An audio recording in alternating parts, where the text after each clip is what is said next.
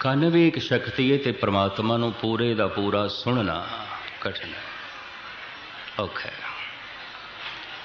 मन भी एक शक्ति है पर परमात्मा ਨੂੰ पूरे ਦਾ पूरा समझना बहुत औखा है, कठिन है।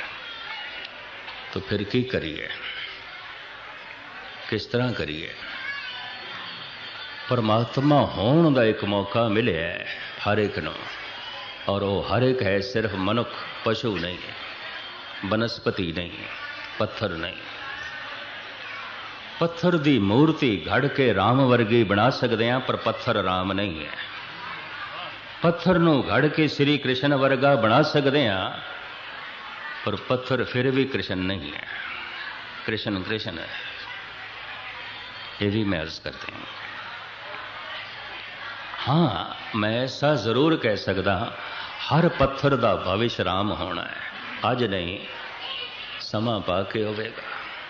हर पत्थर का भविष्य है श्री कृष्ण होना, हर पत्थर का भविष्य है परमात्मा होना। लंबी यात्रा है, अजे बड़ा लंबा पैंडा पे भविष्य ते है। हर पत्थर का परमात्मा होना, पर पत्थर बनस्पति बनेगा, बनस्पति पशु पक्षी बनेगी, ते पशु पक्षी मनुख बन गए ने। ते मनुख नूं एक मौका मिले है, यही तेरी अवसर, यही तेरी बार, घट भीतर तू देख विचार। मनुख एक मौका है कि परमात्मा होने का, मनुख एक अवसर है कि ईश्वर होने का। पर मनुख दे च दोवें संभावनावां छुपियां पईयां ने। जैसे पत्थर अगे गया ते बनस्पति, बनस्पति अगे गई ते पशु पक्षी, पशु पक्षी अगे गए ते मनुख। पर मनुख विच खतरा भी है, ये अगे गया ते भगवान हर वर्गा होवेगा, पिछे गया ते शैतान वर्गा हो जाएगा। ये पिछे भी मुड़ सकता है। और जब मनुख पशु बनता है तो रूहे जमीन ते कोई पशु इतना खतरनाक नहीं आता जितना मनुख खतरनाक होता है। एक सप जे किसी नूं डंग भी मारेगा तो 2-3 बंदियां नूं कटेगा, जहर खत्म हो जाती है। 2.5 करोड़ बंदियां नूं मार के भी हिटलर दा हिरदा शांत नहीं होया। 3 करोड़ बंदियां नूं मार के भी मौत से तुंग नूं चैन नहीं मिलिया। हलाकू ते चंगेज खां बस्तियां उजाड़ के लंघदे सन। मनुख जद पशु बनता है तो बहुत खतरनाक। कोई पशु मनुखता लई इतना खतरनाक नहीं जितना वो मनुख खतरनाक है जो पशु हो गया। करतूत पशु की मानस जात, लोक पचारा करे दिन रात। ये भगवान वर्गा हो सके तो की करना पड़ेगा? पूरा जाग जाए भगवान वर्गा। अगर ये बहुत हिस्सा इसका सुता होया है तो बहुत कुछ पशु है, थोड़ा जिहा मनुष्य है। मनुख थोड़ा जिहा मनुख है, बहुता पशु है। जितना जितना जागदा जाएगा मनुख होंदा जाएगा। इस वास्ते कईयां नूं असीं कह देंदे हां, ऐ मनुख तो मनुख बन। कदी सानू कहण दी लोड़ नहीं पैंदी है कुत्ते तू कुत्ता बन, ऐ गऊ तू गऊ बन, ऐ खोते तू खोता बन। खोता खोता है, कुत्ता ते कुत्ता है, गऊ ते गऊ है। सानू आखण दी लोड़ नहीं पैंदी है शेर तू शेर बन, ऐ घोड़ा तू घोड़ा बन। पर रोज़ कहना पैंदा है ऐ बंदे तू बंदा बन, ऐ मनुख तो मनुख बन। कुत्ता अंदरों बाहरों कुत्ता है, घोड़ा अंदरों बाहरों घोड़ा है। मनुख मनुख दिखाई दे रहा है, अंदरों ते पशु है। करतूत पशु की मानस जात, लोक पचारा करे दिन रात। ये जद पूरन मनुख होता है, पूरन पुरख, तो फिर भगवान का रूप हो जाता है।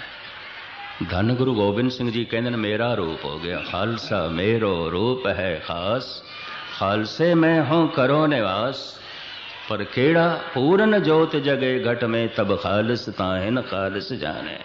ये पूरी जोत जग जाए, जप ने ही मनुख नूं भगवान बना देना। जबान जपे वाहेगुरु वाहेगुरु, मन सुने। अक्सर दास बयान करता हूँ मन नहीं सुनता। क्यों? मनुख दा ये मन रहिंदा है भविष्य की चिंता दे, भूतकाल दीयां यादां दे। ये वर्तमान दे नहीं विच नहीं आउंदा।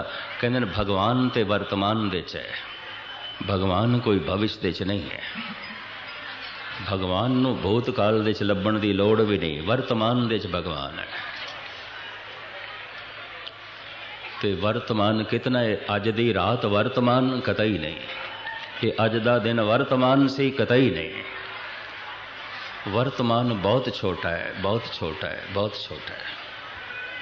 भविष्य बहुत लंबा है, बहुत लंबा है। पता नहीं कदों तक असी होंदे रवांगे, जमदे रवांगे, मरदे रवांगे। जम जम मरे, मरे फिर जमे, बहुत सजाए पया देस लंबे लंबा सिलसिला। कि पता नहीं कितनी लंबी यात्रा करके असी इत्थे तक पहुंचे हैं। तो भूतकाल भी बड़ा लंबा है, भविष्य भी बड़ा लंबा है, वर्तमान बड़ा छोटा है। भगवान दी झलक मिलदी है वर्तमान दे च, और वर्तमान दे जो टिक गया मनुख भगवान दा रूप हो जाता है। कि वर्तमान कितना है? गुरबाणी दे कथन अनुसार एकदम, कबीर दे कथन अनुसार एकदम, यही वर्तमान है। जो दम चला गया ये ते भूतकाल, जो दम आया नहीं ये ते जे भविष्य है। मनुख जीवदा है गुजरे हुए दमां दी याद दे च, मनुख जीवदा है आने वाले दमां दी चिंता दे च। मनुख जिथे भी बैठा होवेगा ओदा मत्था ओदी अखां वेख के कह सकते हो या ते गुजरे हुए दमां दी यादां दे च बैठा है या आने वाले दमां दी चिंता दे च बैठा है। अगर वर्तमान दे च आ जाए तो समाधि लग जाएगी, भगवान का रूप हो जाएगा। तो वर्तमान की है एकदम, जो दम अजय आया ही नहीं वो तो भविष्य है, भविष्य हाथ दे च नहीं है। जो दम चला गया है वो तो भूतकाल है, भूतकाल भी हाथ दे च नहीं। नकद की है वर्तमान, वर्तमान कितना है? एकदम, यकदम। भाई साहब भाई नंद लाल कहते हैं यकदम, एक नूं फारसी च यक कहते हैं। यकदम बखेश रा न बुरदम के कीसतम, ऐ वाय नकदे जिंदगी राय गांगो यस्त। भगत कबीर भी कहते हैं टुक दम करारी जो करो हाजिर हजूर खुदा है। एक दम दे किधरे टिक जाए ते तो खुदा है। गुजरे हुए दमां ते सारे ही जीवदे ने, आने वाले दमां दे ते सारे ही जीवदे ने। पर जिहड़ा दम नकद है एक दम उहदे च कोई टिक जाए तो मनुख रब दा रूप। हुण एक दम दे च आण दी कोशिश करना, मनुख दा मन एक दम दे च नहीं आउंदा, नहीं आउंदा। ते एक दम दे च आण दा, वर्तमान दे च आण दा जो ढंग है जप, इस वास्ते वाहिगुरु एक दम दे च पूरा हो जाता है। जितना एक दम है इतना ही वाहिगुरु का शब्द है। वाहिगुरु एक दम, ओम एक दम, राम एक दम, अल्लाहू एकदम। मैं इन्हां मंत्रां नूं बहुत गौर नाल देखे, एकदम दे पूरे हो जाते। कुछ मंत्र नाभि ते बहुत गहरी चोट करते हैं। और मैं इस वास्ते नहीं कहता कि गुरु नानक ने वाहिगुरु आख्या उन्हां दे ने चरनामत दे के जिन्हां नूं दीक्षित किया जाता सी ते कहा जाता सी ये जपो। इस करके नहीं कह रहा कि मेरा जन्म गुरु नानक दे घराने च है, इस करके नहीं कह रहा, तजर्बे की बिना ते कह रहा। और ये मेरे तजर्बे च ना होंदा तो यकीन जानो मैं नहीं कहना सी। सारे मंत्रां दी शक्ति है, सारे मंत्र मनुख नूं भगवान दा रूप बनाते हैं। इस वास्ते साहिब कहते हैं बलहारी जाओ जेते तेरे नाम है। असी सारे नामां तो सदके जाने आ, गुरु नानक सारे नामां तो कुर्बान जाते हैं, क्योंकि गुरु ग्रंथ साहिब दे सारे ही नाम ने। बलहारी जाओ जेते तेरे नाम है। हुक्मन गुरु नानक ने, गुरु गोबिंद सिंह ने नहीं आख्या वाहिगुरु जपो, फिर ये ग्रंथ सांझे नहीं रहते सन। क्योंकि कबीर जपदे रहे सतनाम, नामदेव जपदे रहे विठल विठल, जयदेव जपदे रहे गोबिंद गोबिंद, रामानंद परमानंद जपदे रहे राम राम, फरीद जपदा रहा अल्लाह अल्लाह अल्लाह। तो जे गुरु नानक कह देंगे यही मंत्र ते यही जपो, तो फिर फरीद किथे, उन्होंने थां मिलनी सी थे। फिर कबीर किथे जांदा, फिर नामदेव किथे जांदे, फिर गोबिंद जपण वाला जयदेव किथे जांदा। अल्लाहो जप जप के फरीद जिथे पहुंचा है, गोबिंद जप जप के जयदेव भी उत्थे ही पहुंचे। राम राम जप के उत्थे ही पहुंचे ने रामानंद, परमानंद। सतनाम दा जप करके कबीर भी उत्थे ही पहुंचे ने। पर इतनी सच्चाई ते कबूल कर लो, और कबूल करनी पै जाती है। पुराने जमाने च मनुख पैदल चलता सी, फिर पैदल वाट बहुत तय नहीं आती सी ते पशुओं का इस्तेमाल होया। घोड़े, बलद, उठ, उन्हां ते बैठना ते उन्हां नूं दौड़ा के पैंडा मुकाना। फिर साइंस का युग होया, साइकिल आई, मोटर कार आई, रेल गड्डियां आईयां, ते फिर हुण आवाज़ तो भी तिखे चलन वाले हवाई जहाज। सालां दे च पैंडा मुकण वाला घंटियां च मुकदा है। अज 24 घंटे च मनुख पृथ्वी की पूरी परिक्रमा कर लैंदा है, पर पहले तो ऐसा नहीं सी। हैं कुछ ऐसे मंत्र, उन्हां दा चलना इंज है जिवें कोई पैदल चलदा है। हैं ऐसे कुछ मंत्र, इधर हवाई जहाज से बैठे तो इधर पहुंच गए। उन्हां मंत्रां दे चों मंत्र है वाहेगुरु वाहेगुरु। पैदल चल के भी मनुख पेंडे ते पहुंचदा है। घोड़े भी पहुँचा देंदे ने, मोटरां भी पहुँचा देंदियां ने, रेल गड्डियां भी पहुँचा देंदियां ने मंजिल ते, हवाई जहाज भी पहुँचा देंदे ने। पर जिंदगी बहुत छोटी है कि सुस्ती नाल चले तो हो सकता जिंदगी मुक गई तो ठिकाने ते ना पहुंची। इस वास्ते गुरु नानक ने देखा मसरूफ जिंदगी है। अगां चल के सतगुरु नूं दिस पिया बड़ी मसरूफ जिंदगी। क्यों? लोड़ां वध गईयां। पहले इतनियां लोड़ां नहीं सन, तो जब लोड़ां वध गईयां तो मसरूफियत वध गई। तो मसरूफियत जब वध गई तो पुराने जमाने की तरह अद्धी जिंदगी तीर्थां दे रटन करदियां लंघा दो, हवन यज्ञ करदे लंघा दो, तरह तरह के कर्म कांड करदे लंघा दो। जिंदगी बड़ी मसरूफ है। मैं देखदा मुसलमान इस कर्म कांड की पालना करदा है। 5 वक्त की नमाज, कम धंधे च 5 वक्त कढ़ना कुछ मामूली खेड नहीं है, बहुत वड्डी खेड। सतगुरु कहते हैं एकदम दे खेड बन सकती है। एकदम एक दफा वाहिगुरु आखदियां तुसी वाहिगुरु का रूप हो सकते हो। टुकदम करारी जो करो हाजिर हजूर खुदा। इधर जबान ने आख्या वाहिगुरु, इधर मन ने भविष्य की चिंता नूं एक पासे रख के ते भूतकाल दीयां यादां नूं एक पासे रख के पूरी एकाग्रता ने नाल सुनिया वाहिगुरु नूं, ते मन जोत स्वरूप हो गया। मन तो जोत स्वरूप है अपना मूल पछान।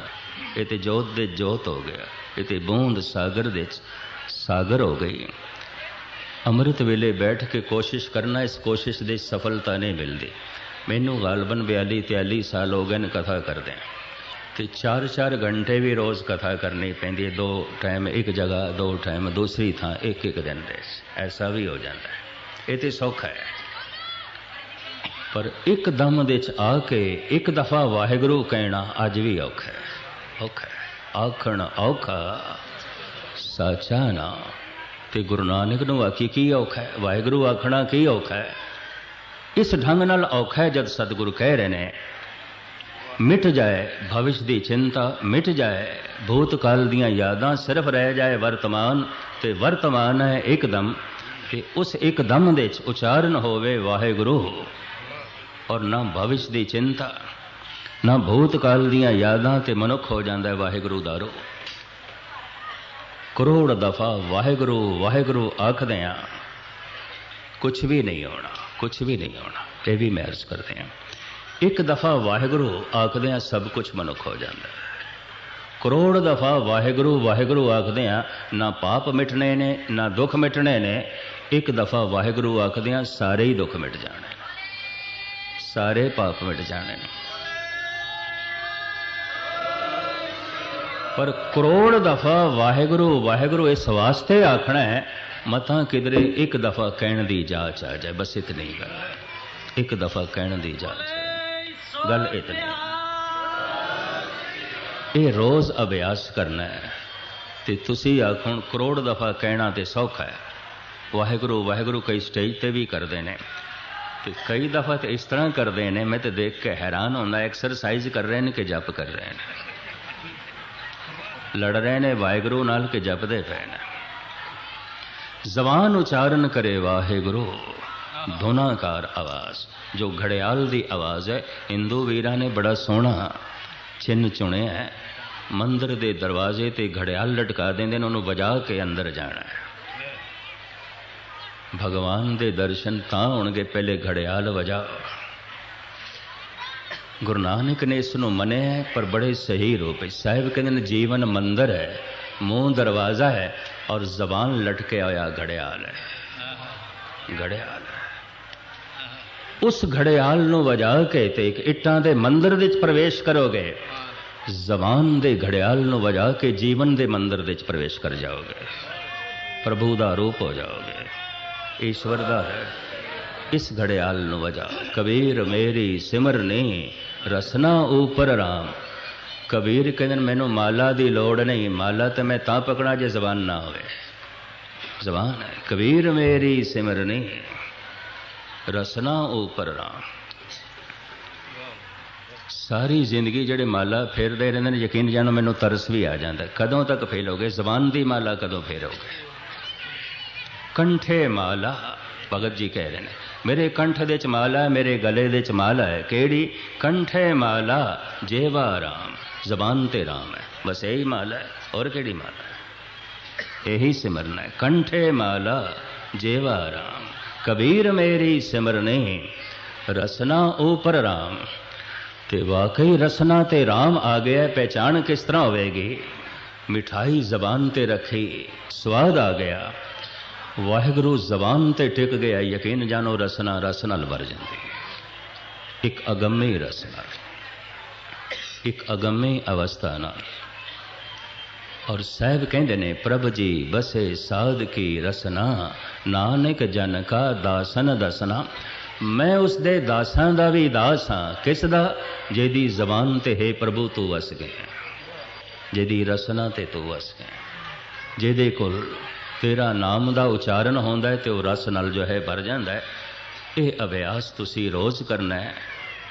कम से कम अद्धा घंटा बैठ के वाहिगुरू वाहिगुरू करना। ये हज़ारां लखां दफ़ा कह लोगे, पर इस वास्ते कहना है किधरे एक दफ़ा कहने की जाच आ जाए तो आखिरी नुकता भी सुन लेना।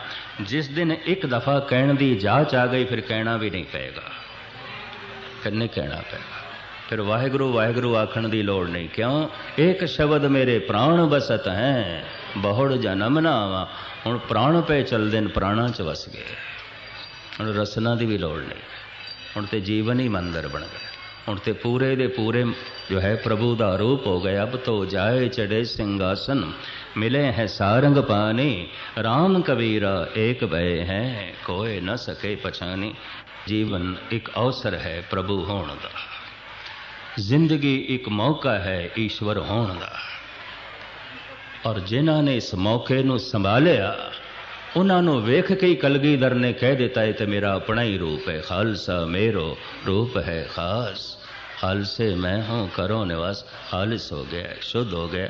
सतगुर इस अवसर नूं चुकावन ना और इस अवसर तो असी लाभ ले सकीए। यही तेरी अवसर, यही तेरी वार। घट भीतर तो देख विचार। सारियां दा हार्दिक तौर ते धन्यवाद। भुल चुक दी क्षमा। वाहिगुरू जी का खालसा वाहिगुरू। बोले सो निहाल।